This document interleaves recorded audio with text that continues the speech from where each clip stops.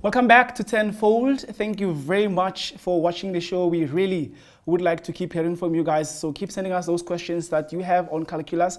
We're still continuing with calculus. But for now, I feel very honored to take this opportunity to send a big shout out to William Smith, who has won the Baobab Award, which is a very prestigious award that is awarded by the president.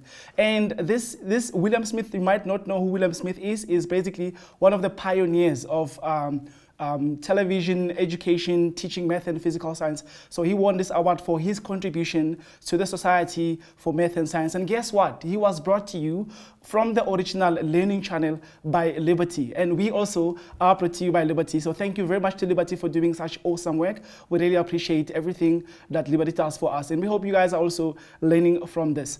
We're now going to continue with our math.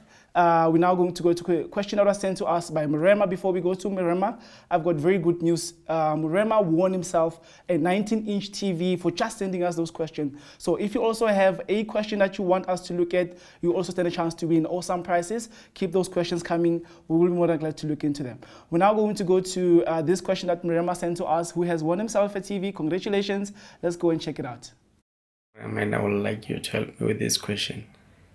Regarding the angle of inclination, the gradient, and also the length.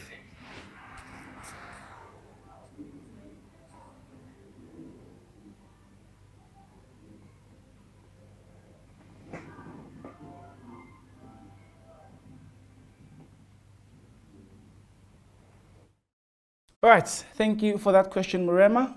It is a very nice question. It engages or integrates two concepts of math. This is where analytical geometry meets with Euclidean geometry. The integration, we call them complex questions. Expect them, they can come in any time. And this is a wildcard question because it's a question that is a little bit off topic. We give you the chance to always ask us those kinds of questions. If you have something that you're looking at that is not necessarily a concept that is a question that is focusing on what we're doing on that particular week, like this week we're doing first principle, you also have the opportunity to send us anything else outside of that. So this wildcard is a very interesting question that is an analytical geometry question. Let's take a look at it. It says in the diagram below, the line joining Q with the coordinates of Q are given to us there. There's a very nice diagram that is given to us with point Q right at the bottom there. If you look at it, right at the bottom, it's got coordinates -2 and -3, right? And P at the top there, there's P with the coordinates A and B, where A and B are positive. Now that part is just to emphasize the fact that point P lies in the first quadrant, where the X coordinate and the Y coordinate are both positive. Right, apparently that line PQ makes an angle of 45 degrees with the positive X-axis. Now we have a name for this kind of an angle that we use, and we always call this the angle of inclination. Maybe if I call it the angle of inclination, you might remember this from your grade 11 analytical geometry. So the angle of inclination is currently given to us as 45 degrees. We are further told that the length of QP, let's look at the length of QP. Your QP there is given to us as 7 square root 2 units. All right, 7 square root 2 units is the length of QP. And then we are also told that the coordinates of point N. Okay, fine. So which point is point N? Point N is 8:1. So that point we're looking at is the point that we have right here on top.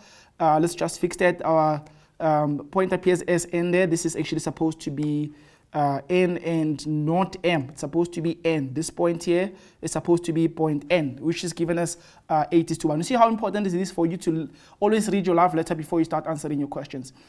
This point N is the midpoint of PR, and point M at the bottom there is the midpoint of the line QR. All right, now the first question is asking us to work out the gradient of the line PQ.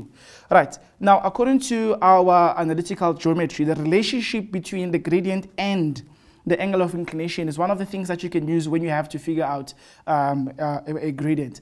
We cannot use the traditional gradient of M is change in Y over change in X because of the fact that we don't have 2 points on that particular line PQ. We only have the coordinate of point Q, which is -2 and -3, but the coordinates of P are missing, so there is no way we can use change in Y over change in X to figure out the gradient. However, we know the relationship between the angle of inclination and the gradient is that the gradient of a line, in this case our line is PQ, is basically given to us by the tan of the angle of inclination, which in this case happens to be 45 degrees. Now, 45 degrees is a special angle. The tan of 45 degrees is exactly 1. So that was a very nice question and very simple. The gradient of PQ is equal to 1. We're now going to go to the second part of this question. Let's go and see what is going to happen on the second part. In the second part, we are told that remember we just found the gradient of the first line. It's important for you to always update your work because it will help you to answer the other questions, since you have now more information that you can relate to or you can use to try and figure out the solutions of anything else that the examiner could be asking you. The second question says the equation of Mn, right? So remember, n is the point here on top. It's not m here. The point here on top is actually supposed to be n. Okay, cool. So we want you to find the equation of that equation of line Mn in the form y equals to mx plus c. Now, it's very important for you to understand that for you to find the equation of a straight line, you need a gradient and you also need a point. So if I'm trying to find the equation of this, I see there's a point n that is given, but where are we going to find our gradient of the line? So let's go back and see what we can do on this question. If you look closely here, for me to find the equation, I need m, which is the gradient of the line Mn. I also need a point, and I'm going to use the coordinates of n here, which is 8 and 1. I'm missing the gradient. Where will I get the gradient of this? Now, if you go back to the love letter that was given to us in the opening statement, which is very important for you to always analyze. There's the part there that talks to you about M being the midpoint of the line QR. Very important point. According to our knowledge of geometry from grade 10, there's something called the midpoint theorem that says if you've got a triangle and you go to the midpoint of the first part there and the midpoint of the second part there, and you such that this part, of course, is equal to this, and this one is equal to that. When you draw this line, two things will happen there. First of all, it is going to be parallel to the third line, and secondly, it will be half of the second line that you have there. So it will be parallel to the third line and also half of it. So we're going to use that fact to try and find the gradient of this. If you look at this according to the information that is given to us, we already know that this one is the midpoint, and the statement tells us that m is also the midpoint. That means this part is equal to this. Therefore, we can conclude what? Therefore, we can conclude that mn is actually half of PQ, and we can also conclude that MN is parallel to the side PQ, and this is from the midpoint theorem. So it's very important for you to know your geometry, because without that, there was no way you were going to be able to figure out the equation of the line MN, since you need the gradient. So when I come this side, I'm going to say, okay, fine. We know that this is the midpoint there. So MN is parallel to PQ, right? This is from the midpoint theorem. Right?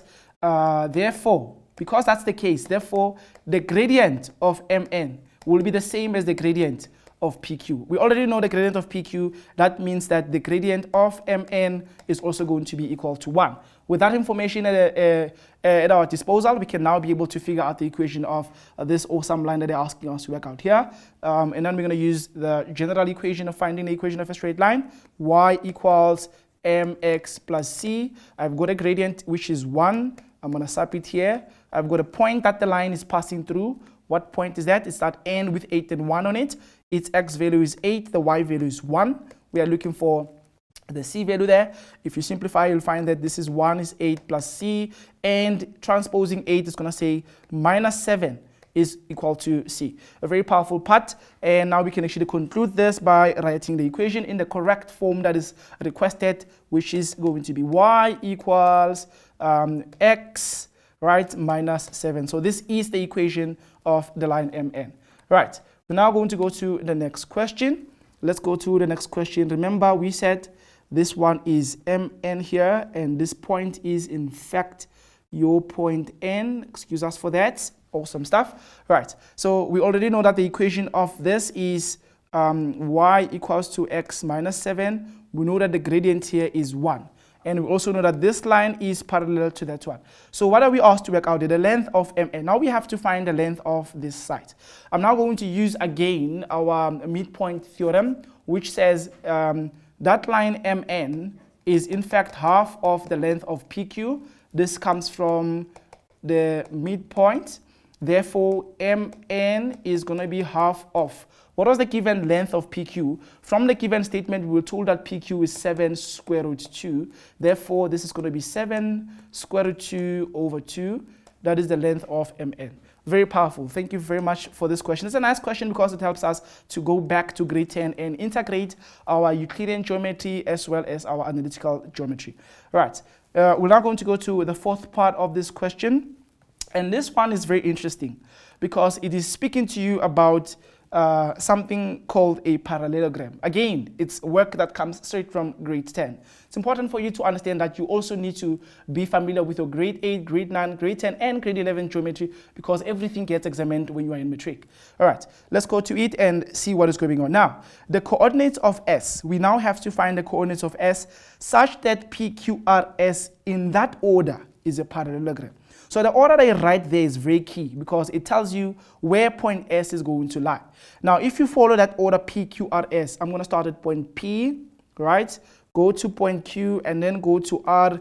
If this is the case, then point S must lie somewhere there so that the whole thing then becomes a nice, perfect parallelogram. So we are looking for the coordinates of S which are currently unknown. It's an imaginary point that examiners like dragging when you're doing this kinds of stuff. So for me to be able to work this out, I'm going to use one of the properties of a parallelogram that says the diagonals of a parallelogram. If you've got a parallelogram, the diagonals of a parallelogram bisect each other at that midpoint. So the midpoint here is the same as the midpoint of this one. And that is what I'm using because it is the only given information. So that point S must pass through the point N. Remember we said this point is N. Point N, and that one is our point M. So if I draw that line, it's going to be a line that goes like this. There's my diagonal. So those diagonals must bisect each other. This part has to be equal to this one here. So quickly, closely, the x coordinate of the midpoint is given by x1 plus x2 over 2. We know the x coordinate of the midpoint is 8. That's going to be x. The second x value there at the bottom is 2 over 2. Cross multiplication, I've got 16 is x minus 2. If you transpose that 2, you'll get 18 as your x coordinate for S. We're going to do the same thing for y.